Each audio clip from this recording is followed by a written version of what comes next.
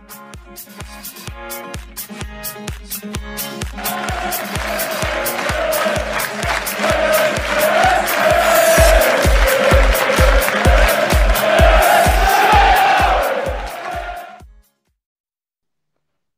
and welcome back to the Stacey West YouTube channel and to another video about one of our new incomings. And this is the first Who Is video that I have actually hosted so far this summer, because Ben has been doing them so far, as you may probably know. And if you don't, make sure to go check them out.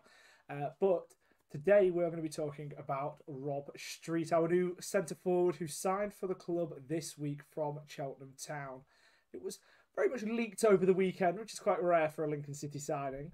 But we do need to talk all about who Rob Street is and what he can bring to the football club. And to do that, I am joined by Josh, a writer for The Real EFL. And also, you have your own TikTok, Josh. Josh Talks EFL. And you're a Cheltenham Town fan. So, look, first of all, welcome in.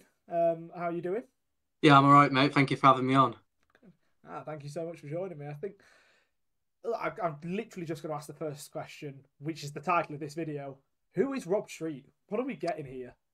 That is a very good question, because admittedly, Cheltenham fans didn't see a lot of Rob Street. He played the first half of the season. He was an ever-present figure for us, almost played every single game. I think he played 22 games in the league. And then Derby away, he picked up a disappointing knee injury, which took him out until the end of the season. So it is a good question. Who is Rob Street? Cheltenham fans didn't see much of him. Obviously, first 11 games, we didn't score a goal. I do think his stats are very misleading. He's somebody who will work tirelessly. And I know at Lincoln, the system you play, your strikers, you need them running. He's somebody who will go and do the hard yards. And yeah, he might not pick up goals, he might not pick up assists, but he does the dirty work. And somebody who I was a big fan of, in truth. Well, that's really kind of promising to know from our point of view. We are that kind of hard pressing team. I think it's probably expected for us next season that we're going to be playing with a two-striker formation, whether that be Rob Street starting many games next season, or maybe obviously it's a 4-year contract, so he might be deemed more of a project player for the seasons after next. Do you think a two-striker formation is where we'll see the best out of him? For us, he only played in a two-striker formation. Alongside Will Goodwin is where he found his best, against next to another physical presence. Playing with Aidan Keener, Keener's a little bit smaller, and it didn't really work with him, because I think Street kind of feeds off the scraps of another big physical presence striker. That being said, though, he's still somebody who's very aerially dominant, where he'll win a lot of headers, he'll win a lot of flick-ons, and he's not afraid to put himself about. But with somebody who is a physical presence, he's definitely gonna excel. Okay, well, that's really interesting then, and hopefully that can, whether it is him next to, let's say, a Ben House, who is also that pressing type, but is quite a physical striker as well, or even Freddie Draper as well, bringing that kind of height into that aspect as well. It could be really interesting to see how that works out. I think, as well, there was a lot of talk about the transfer fee. I think there were some Cheltenham fans who were potentially expecting it to be well into the hundreds of thousands, before then John Palmer decided to shatter some hearts by saying it could only rise to 6 figures if certain add-ons were met, potentially easy add-ons to meet. I'm not too sure. What would you have maybe valued him at? And are you quite disappointed to learn that it is such a low fee? Yeah, I think the main reason why it's so disappointing is that we signed him last summer on a 3-year contract. Obviously, he's 22 years old now. He had 2 years left to run on his deal. Okay, maybe we needed to sell him because obviously we've dropped out of the division, obviously League One wages. But I mean, the price which we sold him for, I think it was £60,000 or around about that. John Palmer quoted. It's ludicrous to me. The fact we didn't need to sell him as well makes it even worse. Personally, I would have valued him at £250,000. That was what I thought the ballpark estimation would have been around about. I think that would have been a fair price. That being said, tying it into Will Goodwin, who he was really good alongside, we got £400,000 for Will Goodwin, and I believe that Rob Street is twice the player Will Goodwin is. So I'm sure that you will make a hefty profit on him if you decide to sell him. If you don't decide to sell him, he'll be a great asset to the club. Well, swings and roundabouts then, isn't it? If you're making a massive amount more than what you were maybe expecting on one of them, but Rob Street is a lot cheaper, Obviously, that kind of evens it out for you guys, but for us, it sounds absolutely brilliant. Absolutely, yeah. Where do you think Rob Street's ceiling is? It's hard to say, really, because like I said, I only saw him live in the flesh for 20 games under his belt. All I know is that he came from Palace. He was very highly rated. They offered him a deal there. He decided to decline it. He had interest from other League One clubs. For some bizarre reason, he decided to come to us. But, I mean, Palace inserted a 40% sell-on clause in his deal, and they're not going to do that if they don't rate him as a player. So I think, obviously, he's still 22, a few good seasons under his belt. I think he definitely could be a championship player. And whether that's for Lincoln, who knows? Oh, well, hopefully it is for us, and next season does go as well as what many of us are hoping. And talking of next season, let's just steer away from Rob Street for a minute.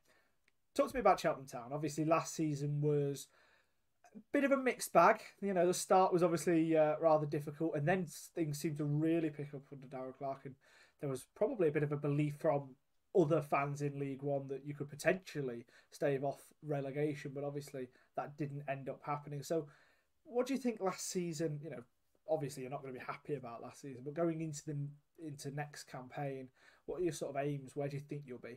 I mean, last season was just awful, and it's kind of like lessons learned from last season's pre-season. We had pretty much all the backroom staff leave, and that put massive pressure on Wade Elliott. He was juggling 5 or 6 jobs on his own, and I personally didn't rate him as a manager. He's a great guy, but I don't think he's a great football coach, and I think it was right for him to leave. Darrell Clarke came in. He did an exceptional job, and we took it right down to the last day. I mean, if you looked at where we were in October, we looked like we were going to be gone by Christmas. So Darrell Clarke did a fantastic job, rightfully so, got a good move, a deserved move. And now looking at this season, I'm worried again, to be honest with you. I mean, we've had pretty much all of the team depart. I know some fans will be buzzing with that because, you know, these players got us relegated, but I think it's really important to keep a core, and we haven't kept any of that core. I think we've got 3 players still contracted who were on the books last season.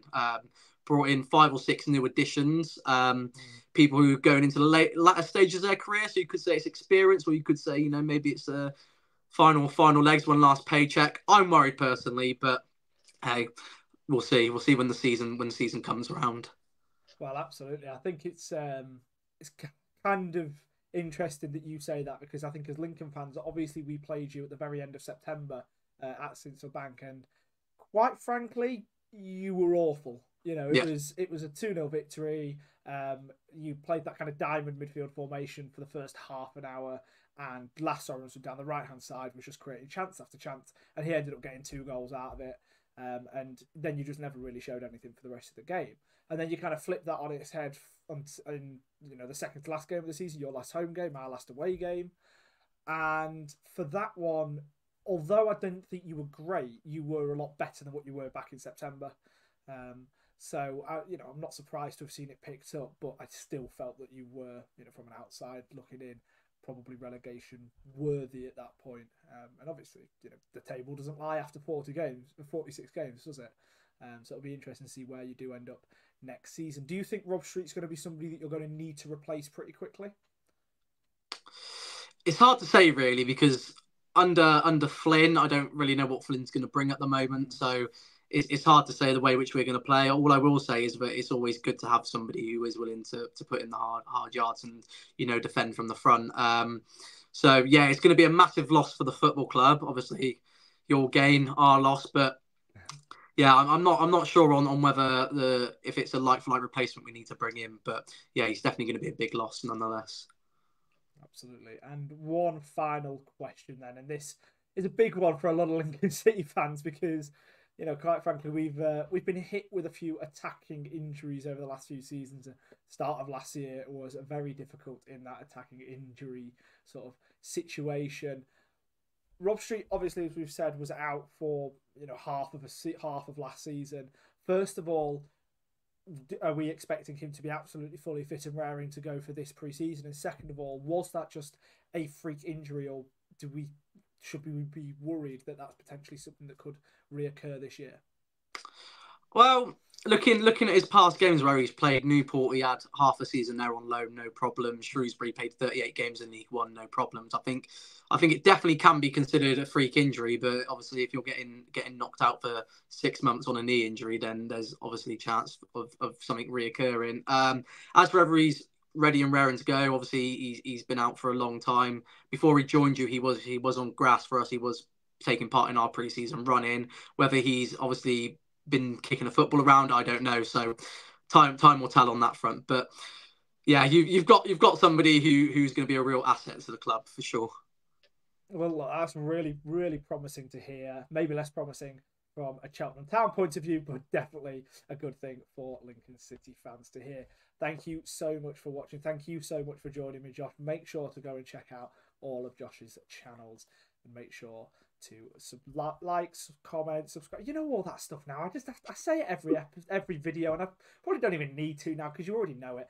But just do all of that stuff anyway. It makes me look good then. And we shall see you in the next video. Hopefully not too long until we bring in another new player. Up the Imps.